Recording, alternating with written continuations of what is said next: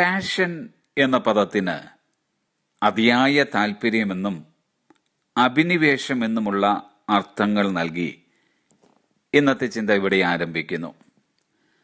എല്ലാ മനുഷ്യർക്കും പാഷൻ എന്ന ഒരു ഘടകമുണ്ട്. ഓരോരുത്തരുടെയും പാഷൻ വിവിധ തരത്തിലാണെന്ന് മാത്രം. ചിലരുടെ പാഷൻ ജഡത്തിൻ്റെ ഇച്ഛകൾക്കനുസരിച്ചെങ്കിൽ മറ്റു ചിലരുടേത് ആത്മാവിൻ്റെ ഇച്ഛകൾക്കനുസരിച്ചുള്ളതാണ്. ചിലരുടെ പാഷൻ ലോകമോഹമെങ്കിൽ മറ്റു ചിലരുടേത് ദൈവമോഹവുമാണ്. ഒന്ന് തിന്മയായതെങ്കിൽ മറ്റേത് നന്മയായതാണ്. ഒന്ന് നാശത്തിലേക്ക് കൊണ്ടെത്തിക്കുന്ന പാഷനെങ്കിൽ മറ്റേത് നിത്യരക്ഷയിലേക്ക് കൊണ്ടെത്തിക്കുന്ന പാഷനാണ്. ഒരു ദൈവവേദനെ സംബന്ധിച്ചിടത്തോളം ഓരോ ദിവസവും ആരംഭിക്കേണ്ടിയത് ഒരു പാഷനോടുകൂടിയാണ്. കാരണം രാവിലെ തോറും പുതിയതായി തരുന്ന ദൈവത്തിൻ്റെ കരുണയും കൃപയും അനുഭവിക്കുവാനും ആസ്വദിക്കുവാനുമായുള്ള ദൈവസ്നേഹവും നമുക്കായി കാത്തിരിക്കുന്നു. ഈ പാഷനുള്ള എല്ലാ വ്യക്തികൾക്കും ഒരു പ്രഭാതം പൊട്ടി വിരിയുമ്പോൾ സന്തോഷവും ആനന്ദവുമാണ് ഉണ്ടാകുക.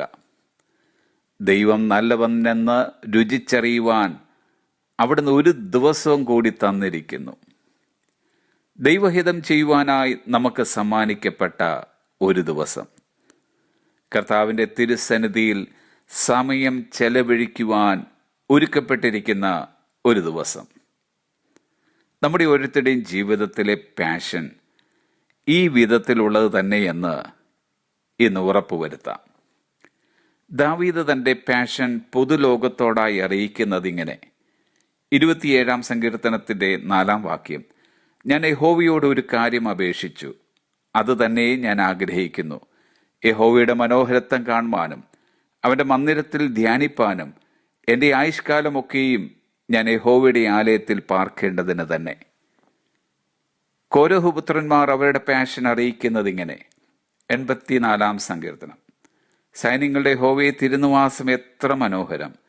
എൻ്റെ ഉള്ളം യഹോവയുടെ പ്രാകാരങ്ങളെ വാഞ്ചിച്ച് മോഹിച്ചു പോകുന്നു.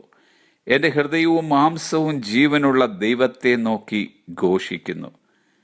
നിന്റെ പ്രാകാരങ്ങളിൽ കഴിക്കുന്ന ഒരു ദിവസം വേറെ 1000 ദിവസത്തേക്കാൾ ഉത്തമമല്ലോ. ദുഷ്ടന്മാരുടെ കൂടാരങ്ങളിൽ പാർക്കുന്നതിനേക്കാൾ എൻ്റെ ദൈവത്തിൻ്റെ ആലയത്തിൽ വാതിൽ കാവൽക്കാരനായിരിക്കുന്നത് എനിക്ക് ഏറെ ഇഷ്ടം. A.W. ടോസർ പറഞ്ഞതത്രേ: Whenever you find a man of God, you will also find an overwhelming passion for God that is almost beyond control. Not a curiosity about God, but a deep passion to experience God in all of His fullness. നിങ്ങളൊരു ദൈവപുരുഷനെ കണ്ടെത്തുമ്പോഴെല്ലാം ദൈവത്തോടുള്ള അമിതമായ അഭിനിവേശവും നിങ്ങൾ കണ്ടെത്തും. അതേതാണ്ട് നിയന്ത്രണാതീതമാണ്. ദൈവത്തെക്കുറിച്ചുള്ള ജിജ്ഞാസയല്ല, മറിച്ച് ദൈവത്തെ അവിടുത്തെ എല്ലാ പൂർണ്ണതയിലും അനുഭവിക്കുവാനുള്ള ആഴമായ അഭിനിവേശമാണ്. Have a blessed day.